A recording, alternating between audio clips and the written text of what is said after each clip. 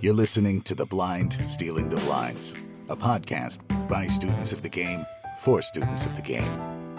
Join Del and BJ in conversations about poker theory and bridging the gap between theory and application. We're all in this together.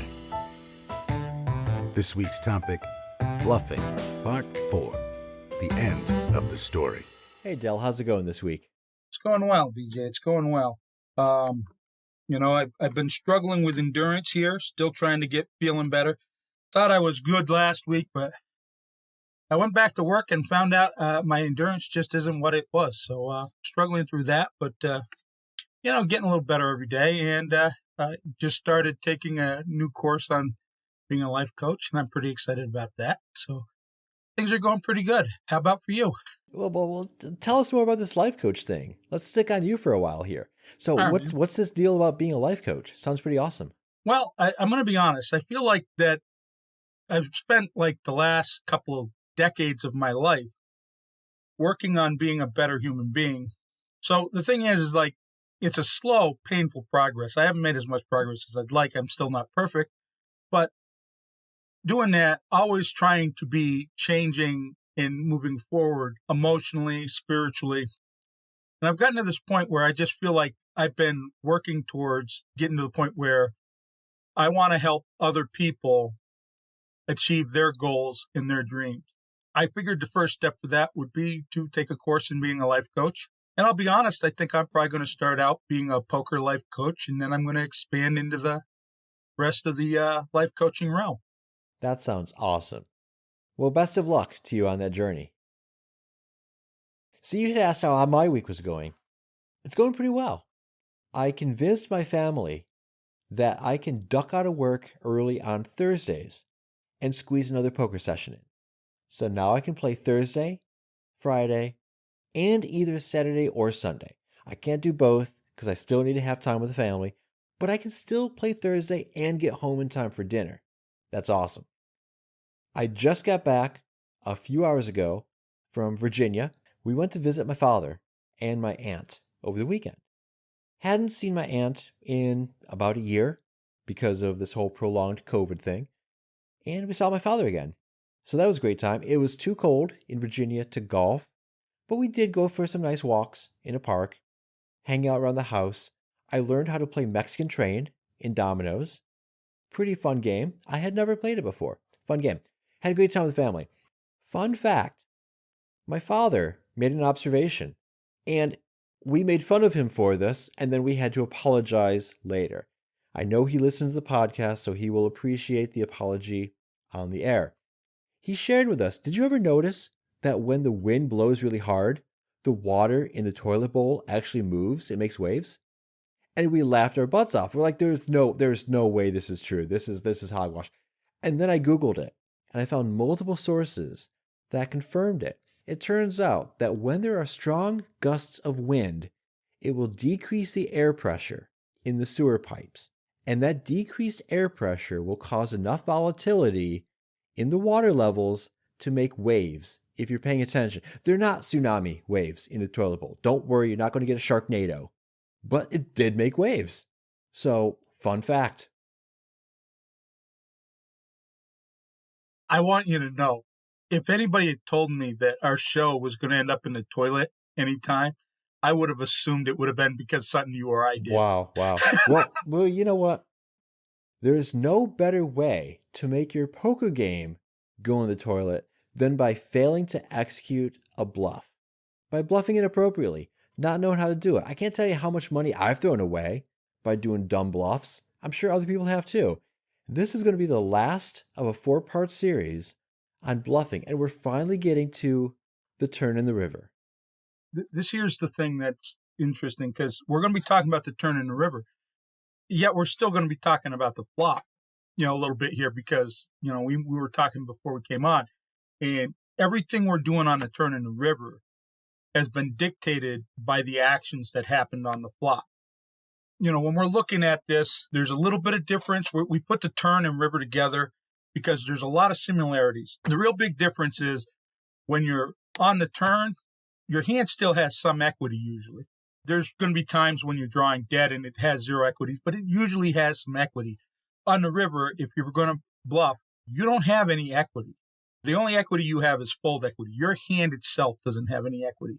We put them together. That's the major difference between the turn and the river. There's other little differences, but when we're talking about this and we're looking at bluffing the turn or the river, we need to start thinking about, we've gotten to the turn, we have some problems that happen, we get players that they get to the turn without a plan. And this should have never happened because we were supposed to make that plan on the flop, right? How do we make that plan for the turn, right? Well, that's when we, on the flop, and we're going to make a bet, when we get called, we should know when we get called what the plan is for the turn. Hey, there's 2 hearts on the board, but I got the ace of hearts. If another heart comes out, that's a good bluff candidate for me. I'm blocking paint. If a paint comes out, maybe is a good bluff candidate for me. So we're already starting to think about blockers. We're already starting to, anti-blockers come in, and we'll talk about them in a moment. There was some question beforehand, just how much credence we wanted to give blockers and anti-blockers, and we're going to talk about that a little later. On the turn, we're facing these problems, right? We're facing the problem of not having a plan. We generally have a couple options if we don't have a hand made, right? We have bluffing and we have surrender. So we're going to have to try and figure out which of those lines we're going to take. And the thing is, I think a lot of people have a problem with surrendering, and sometimes it's the right move. If you have a highly coordinated board and you are the pre-flop aggressor, and you're more likely to be at the top of your range, you don't have enough board coverage in your range to match the board that is on the table, it's okay to surrender. It's okay to say, okay, I'm going to check this, and if it checks down, great, and if I get bet, I'm ready to fold. Like this need to not fold, this concern with, well, if I check, I'm going to have to fold. Folding is not always the worst option. And when we're bluffing, we want to be looking at it, and it's like, okay, how does this board help my range? Did it add equity to my range, or did it detract equity from my range? If it added equity to your range, and you'll notice I'm not talking about your specific hand. If it added equity to your range, this is a good bluffing candidate to continue with. And you should know what those cards are going to be. And it doesn't need to be specific cards. It can be groups. Like if a paint card comes out, I'm going to be bluffing here. If another heart comes out, I'm going to be bluffing here. If another card that connects to top of range comes out, I'm going to be bluffing. If an ace comes out, because they know I have all the top strong aces, those are the things you want to be thinking about when you're starting to plan on the flop for the turn. Yeah, there's a lot to unpack there, and I've fallen into a lot of those traps in my poker career. I still do sometimes. We're not perfect. When it comes to bluffing, and you either surrender or you bluff, not in the too far distant past, I would have continued hammering the aggression with bluffs because I wanted to force my opponent to fold. I wasn't taking into consideration how I got there, how my opponent got there. My opponent could very well have hit the flop and they're never going to fold. And now I'm just stacking off to them. I might be surrendering inappropriately because my opponent is overfolding and I'm not paying attention to that.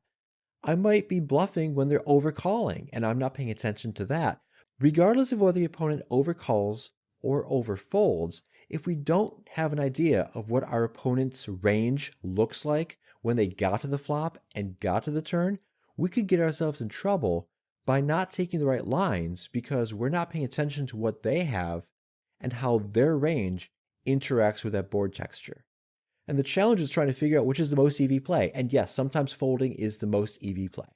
The thing to understand with what you just said there is 0 EV is still better than negative EV. Yeah. Folding is always a 0 EV play. You're not going to lose any more money by folding. Another problem we got when we talk about the turn in the river is the how did I get here problem. It's very similar to what we just said, but it happens because people don't have a plan. But it happens because people don't understand how their range plays going forward. So they end up bluffing with hands that they shouldn't have, that portions of the range that they shouldn't have. So they end up on the river wondering, how the heck did I get here and how do I get out of this? And then they're stuck with a problem of oftentimes bluffing in a situation where they don't really have a good story. They don't have any blockers. They do have anti-blockers. So the combination of a bad story and not having any blockers and having those anti-blockers you just get set up to where you're most likely going to fail. So can you talk a little bit more about those anti-blockers and those blockers and to what extent we should give credence to those? Because you had mentioned earlier in the episode that we'll talk about that. And I think, honestly, I'm going to say, I think I put too much emphasis on blockers and anti-blockers, and I probably shouldn't. I should probably focus on other details. We've told a story. If it's a good story, and we can look at it and say that I have top of range pre-flop, and then we go into the turn, and we've had a flop, and it was a static flop, and yeah, we missed it, but our opponent doesn't know we missed it, and we can claim top of that. And on the turn, maybe the board becomes a little more connected, but it's not so bad that we can't continue with our aggression. And then we get to the river, and we're looking at it. What's more important here? Is our opponent a draw chaser? Are they likely to chase a draw, and the draws didn't hit, and we can take in with one more bet, win the pot? Or is it more important that we have blockers or anti-blockers? And I'm going to say that the story is more important. All right. I think that blockers really start to hold more meaning the closer we are in a decision for bluffing, the more those blockers matter. So let me see if I can really define what I'm trying to say. So blockers and anti-blockers matter more when we have an opponent that is going to bluff catch more often. They matter more when we have an opponent that is going to have something when they get to that river. So when we have blockers, we can be blocking the nuts a lot. For example, if we've got 3 hearts on the board and we have ace of hearts, 7 of diamonds, we block the nut flush. So if we have an opponent that can fold a smaller flush, or if we have an opponent that is going to be flush scared and that last card came in, then yeah, we have a blocker that matters a lot there. So I'm never going to say it doesn't matter. The thing that happens is this.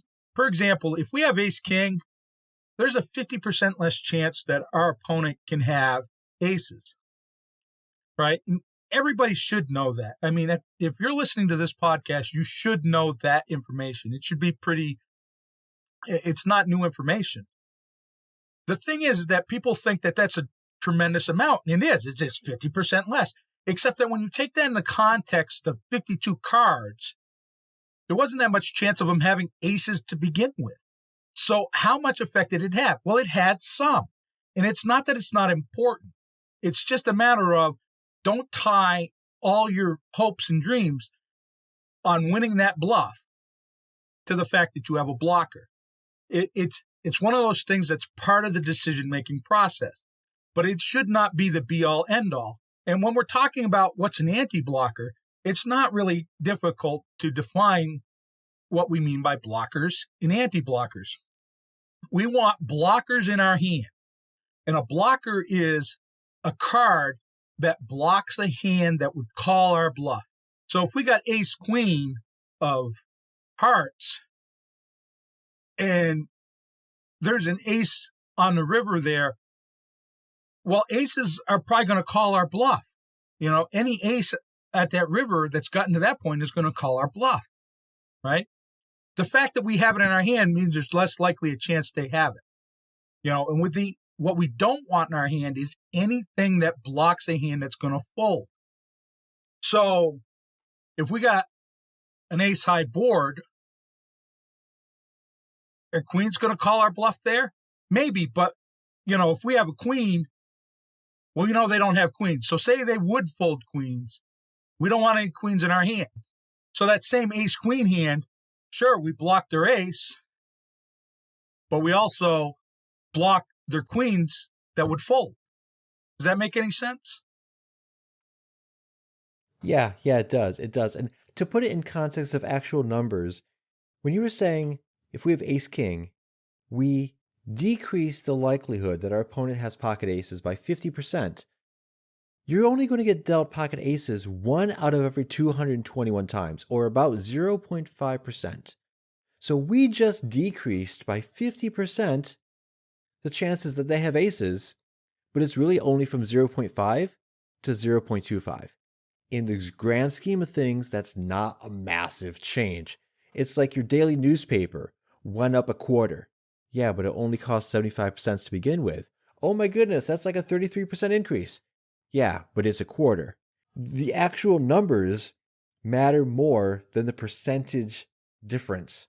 And it's kind of interesting. So I get your point where blockers and anti-blockers make sense, and we need to put that in the context of all the factors that come to our decisions of whether to bluff or not. And it might not really be the factor that tips us to bluffing or not. It's not like you're going to say, I have all these factors to consider. Oh, but wait, I have exhibit A. I have this blocker. Well, case closed. I'm going to bluff. It's not going to be like that. There are so many other more factors you need to consider in terms of the story of the hand. Don't ignore it, but just take it into consideration.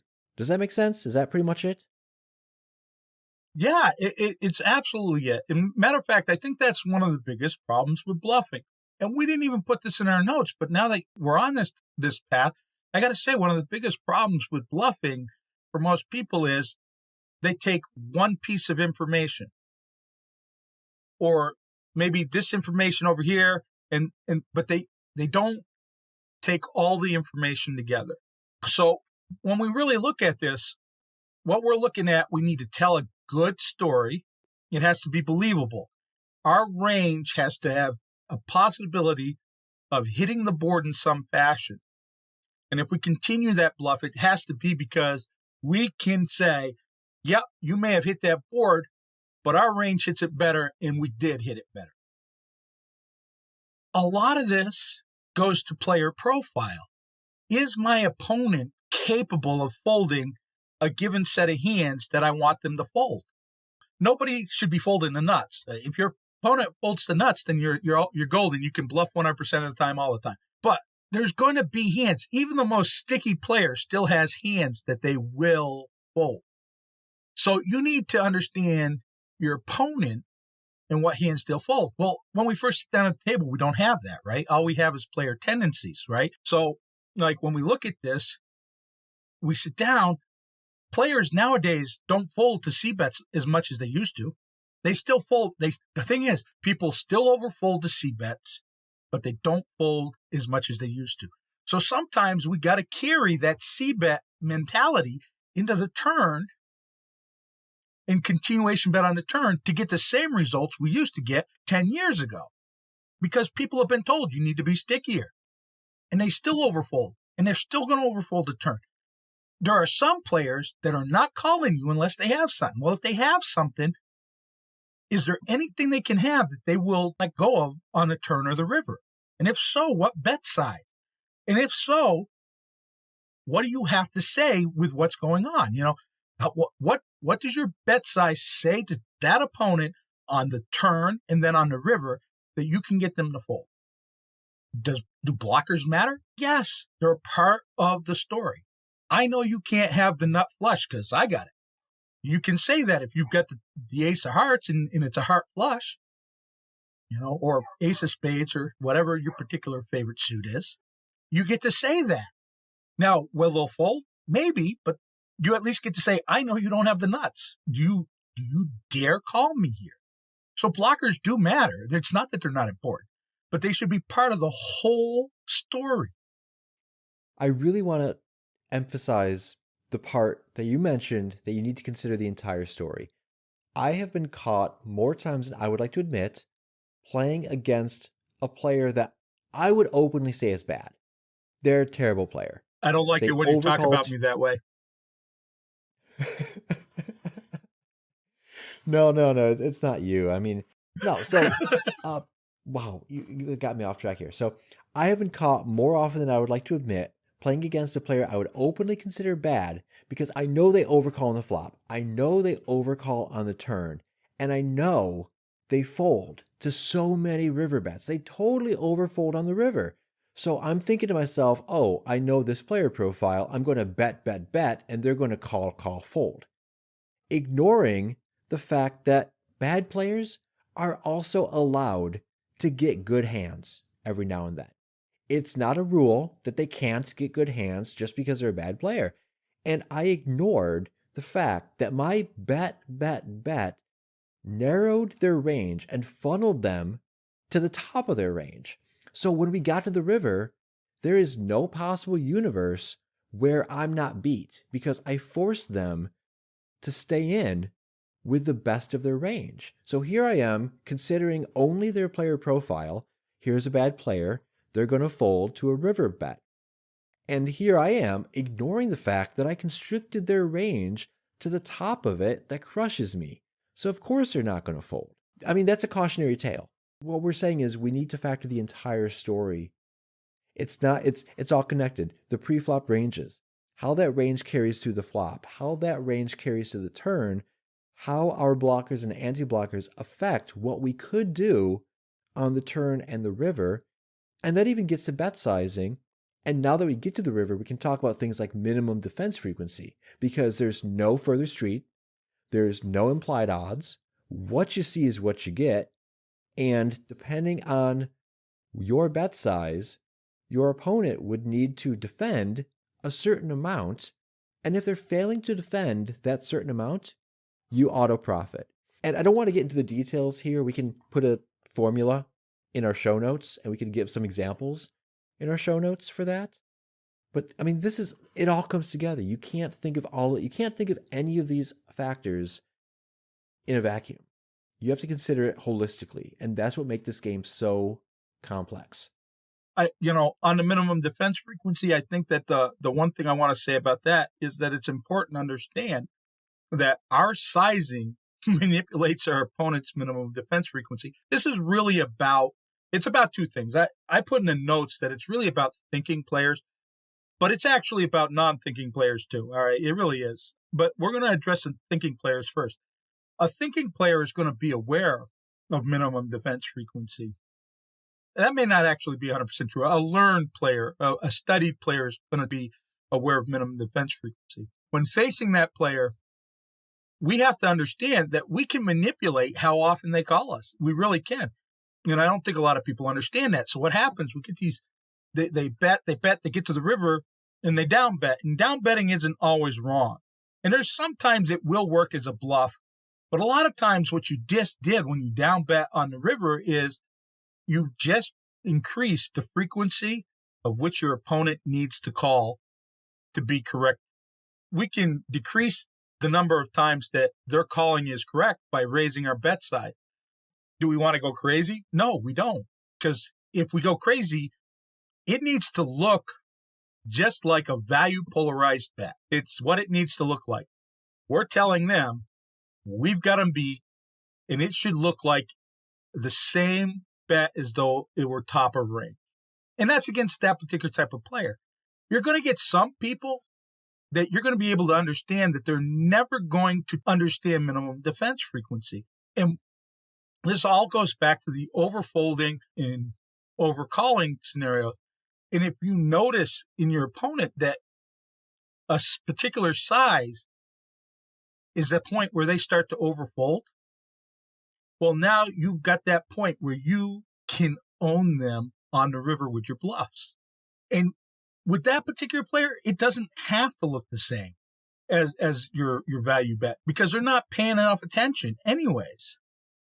So you can get your value by betting smaller, and you can get your bluffs through by betting bigger.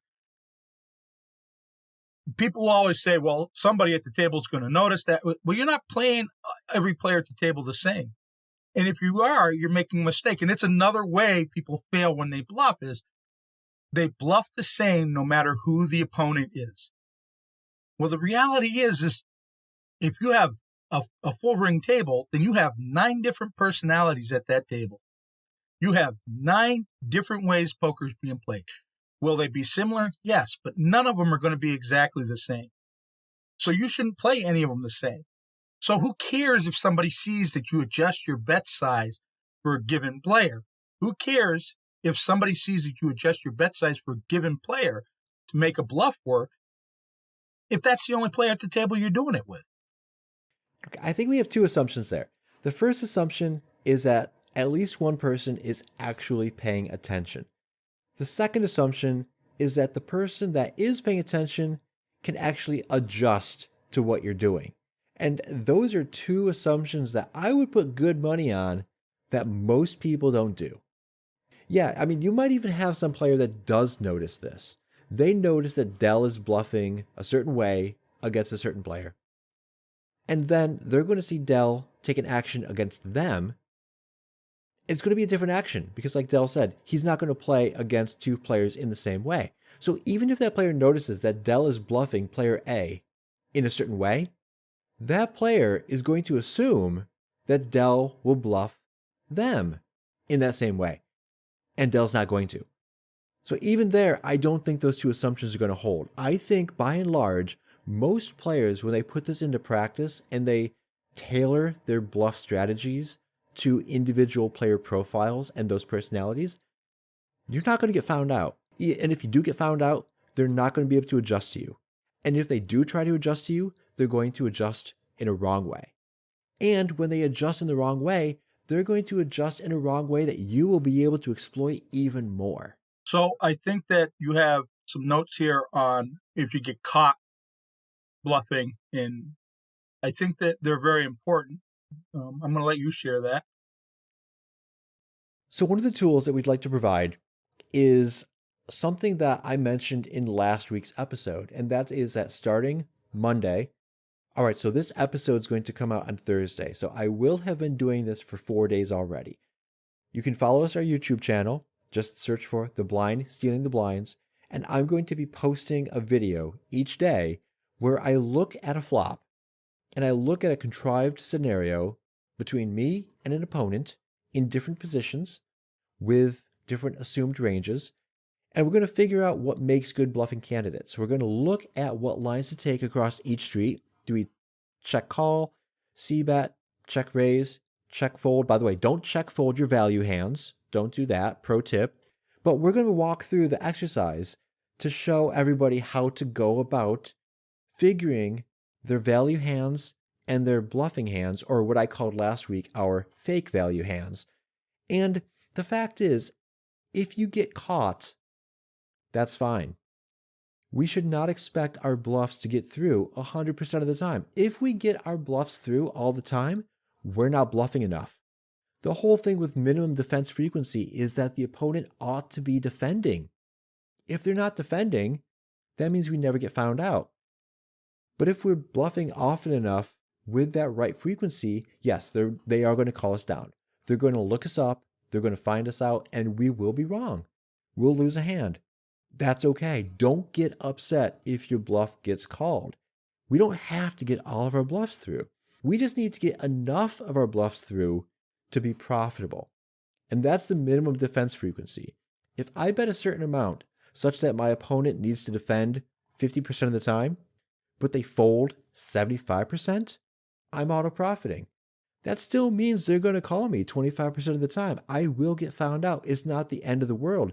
Just like folding isn't going to take your birthday away, losing a pot is not going to make your spouse leave you, not going to make your kids run away from home. It's going to be fine. I think that one of the things that happens in the psyche, the human psyche, is that we're playing at the poker table and we make a bluff. We feel like we've told a good story and we get called. And we get called by second or third pair. And we think, I screwed up. I made a mistake. No, that's not what it means, all right? It may mean that. I mean, we want to take a look at it. It is possible we made a mistake, but it's also possible we did everything right. And oh, by the way, this guy can't let go of a pair. We've learned a lesson here. And we're going to go forward and we're going to be able to play this player better, but moving forward, one. And two, everybody else at the table just saw that, and it's one of those things. We say they're not really paying attention. they're not really paying attention. When we say that, they're not really paying attention to the right stuff.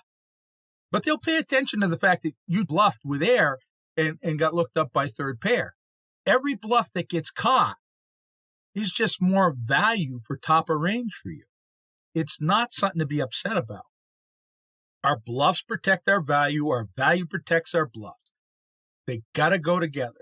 And the overall expected value is higher when we're doing them right. Does that mean we always win? No. Sometimes we lose.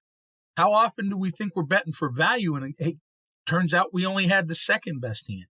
It happens. Does that mean we made a mistake betting for value? No. That's an excellent point. That's great. I can't think of anything else to add on that. I mean, I do have an anecdote from this weekend to illustrate that. I did a triple barrel bluff that I was confident would work, and this elderly gentleman called me with third pair, and he won. The rest of the table was in awe of this quote-unquote hero call, and I paid attention to what he did, and within an orbit, I stacked him.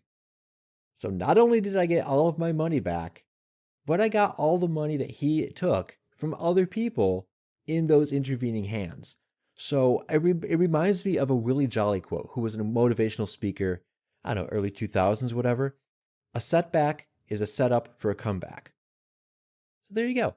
Don't be discouraged if your bluffs don't get through. Learn from it, adjust, and keep moving forward. So I don't really have anything else to add on bluffing here. I hope that the people who listen to this, I hope that they're bluffing more, and I hope they're bluffing more effectively. And I'm happy that we did this series, and I'm looking forward to next week when we're going to have a special guest. We're not going to mention her name, but I know that BJ and I are both looking forward to it.